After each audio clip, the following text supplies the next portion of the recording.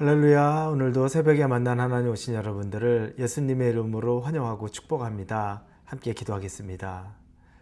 하나님의 은혜 감사합니다. 오늘 하루도 새롭게 시작합니다. 매일매일이 하나님이 우리에게 주시는 선물과 같은 날입니다. 이 날을 하나님과 감사와 기쁨으로 보내기 원합니다.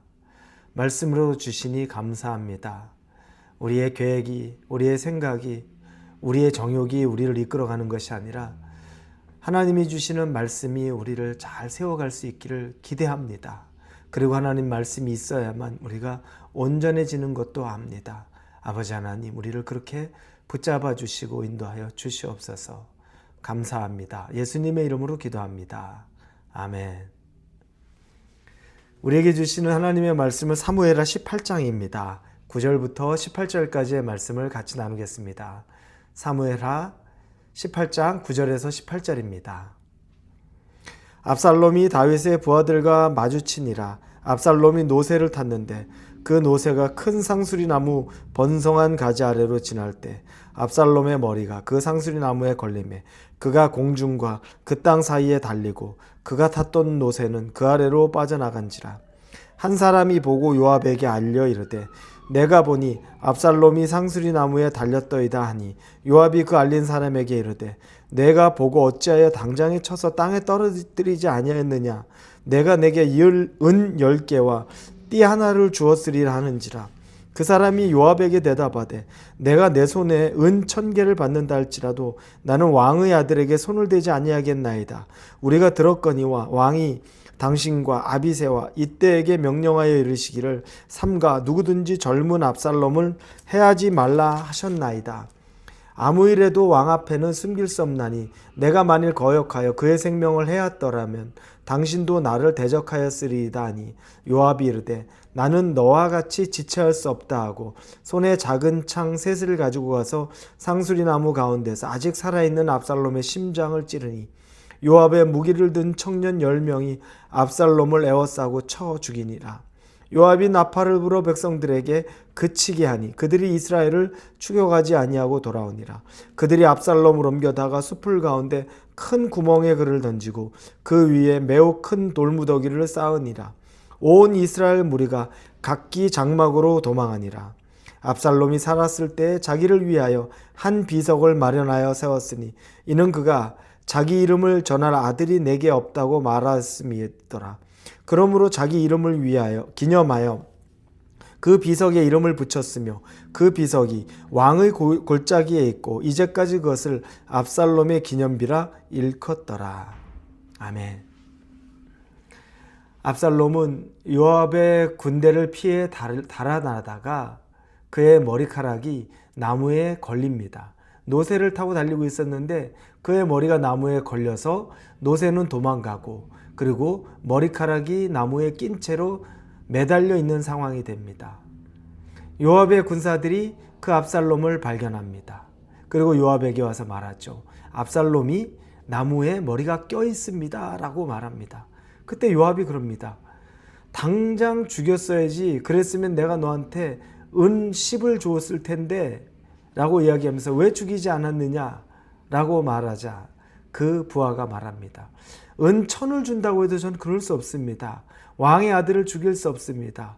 왜냐하면 왕께서 당신과 나머지 2명의 군대 장관들에게 이야기했던 압살롬을 너그럽게 대하라, 죽이지는 말아라 라는 그 명령을 들었기에 제가 왕의 명령에 불순종할 수는 없습니다 라고 하자 요압이 당장 밖으로 나가서 창 3개를 들고 가서 아직 살아있는 압살롬의 심장을 찌릅니다. 그리고 요압의 군사들이 그 압살롬을 쳐 죽입니다. 압살롬은 그렇게 해서 결국에 죽게 됩니다. 그리고 압살롬의 시체를 요압은 숲속 깊은 곳에 거기에 구덩이를 파고 그 안에 넣고 돌무더기를 쌓아놓고 그리고 나옵니다. 그게 압살롬의 무덤이 되는 겁니다. 압살롬은 그렇게 죽었습니다. 자, 그런데 우리가 읽은 맨 마지막 본문에 보면 압살롬이 자기 이름의 비석을 세웠다는 말이 나옵니다. 왕의 골짜기라는 곳에 자기 이름의 비석을 세웠는데 그 이유는 자기에게 아들이 없어서, 자기 이름을 드러내줄 사람이 없어서 자기 스스로가 자기 이름으로 비석을 세웠다는 겁니다. 압살롬이 높아지고 싶었던 거죠. 자기 이름을 알리고 싶었던 겁니다. 그런데 압살롬이 정말 아들이 없었을까? 그렇지 않습니다. 성경에 보면 이 사무엘하 14장 27절에 보면 그에게 아들 셋과 딸 하나가 있었다라고 분명히 말하고 있습니다. 그러면 왜 여기서 압살롬이 아들이 없어서 자기 이름을 위하여 자기 비석을 손수 세웠던 것일까? 추측해 봅니다. 아들 셋이 일찍 죽었을 수 있습니다. 그래서 아들이 없었다라는 것이 될 수 있습니다. 왜냐하면 그 이후에 그 아들에 대한 이야기들은 나오지 않기 때문입니다. 그리고 또 하나 짐작해 볼 것은 일찍 아들이 죽은 것은 아닌데 이 아들 셋이 자기를 이어서 왕위를 이어갈 수 있는 그런 나이라든지 능력이 부족하다고 생각해서 내 다음 때, 내 아들 때에는 왕위를 이어갈 수는 없을 것 같다라고 생각해서 자기에게 아들이 없다 이런 표현을 썼을 수도 있습니다. 여하튼 그는 어떤 경우가 맞는지 우리는 알 수는 없지만 자기가 자기 이름을 위하여 비석에 자기 이름을 세우고 왕의 골짜기에 그걸 세웠다는 겁니다. 압살롬은 높아지고 싶었던 거죠. 왕이 되고 싶었던 거죠. 그래서 자기 자신이 높아져서 자기를 알리고 싶었던 겁니다. 그런데 여러분, 왕은 하나님이 세워야 되는 겁니다.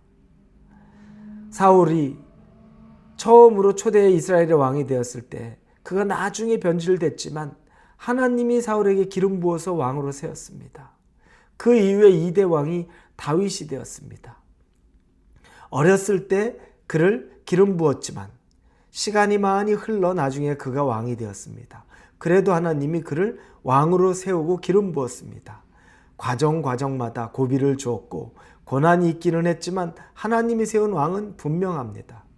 압살롬은 하나님이 세운 왕이 아닙니다.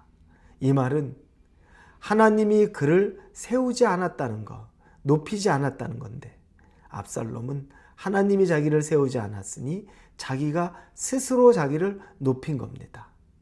자기 스스로 높아지기를 원했던 거죠. 그런데 그렇게 자기 스스로 높아지기를 원해서 왕이 되고 싶어서 거기까지 근처에 갔는데 결국에는 왕이 못 됩니다. 하나님이 허락지 않기 때문입니다. 그리고 자기가 생각하지 못한 가장 비참한 모습으로 무덤 하나 제대로 갖춰지지 않고 생을 달리합니다.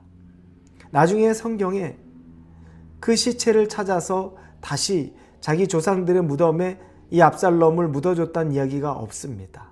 그냥 거기에 그대로 묻힌 걸로 끝이 나는 겁니다. 다윗도 그렇게 하지 않았습니다. 그리고 압살롬의 아들이 만약 혹시 있었다면 아들들이 아버지를 차라 그렇게 했다는 이야기도 없습니다. 스스로 높아지고자 했는데 높아진 것 같았는데 높아진 게 아니었습니다. 여러분, 우리가 높아지려면 하나님이 우리를 높여줘야 합니다. 내 스스로 높아지려고 하는 건 의미가 없고 어느 순간까지 높아질 수 있겠다고 해도 그것이 높아질 수는 없습니다. 하나님의 인정이 없고 하나님의 허락이 없고 하나님의 세우심이 없으면 다 모래 위에 성을 쌓는 것과 똑같습니다. 그러나 과정은 힘든 것 같고 고난이 있는 것 같고 좀 늦어지는 것 같고 더디 가는 것 같아도 하나님이 세운 그 사람이라면, 하나님이 세우기로 작정한 일이라면 하나님은 그 일을 뚜벅뚜벅 하나님의 시간표에 맞게, 상황에 맞게, 계획에 맞게 그 일을 이루어 가십니다. 그러니 여러분 조급해하지 마십시오. 조급해서 여러분이 스스로 높아지려고 하기보다 기도하고 하나님에게 또 같이 교감하고 교통하면서 하나님이 여러분을 세워가는 것을 경험하실 수 있기를, 그것이 또 은혜가 되고 확실한 증거가 되는 것을 믿고 나아갈 수 있기를 예수님의 이름으로 축원합니다. 기도하겠습니다. 하나님, 스스로 높아지는 것, 이렇게 허무하게 낮아지고 무너집니다. 압살롬이 그렇습니다. 그러나 하나님이 높여주시면 이런저런 고난이 있는 것 같고 어려움이 있는 것 같아도 결국은 그 자리를 차지해 갑니다. 그 자리까지 갈 수 있습니다. 우리가 그 믿음에 서게 하여 주옵소서. 스스로 높아지는 것이 아니라 하나님이 우리를 높아주는 그 경험하게 하여 주옵소서. 예수님의 이름으로 기도합니다. 아멘.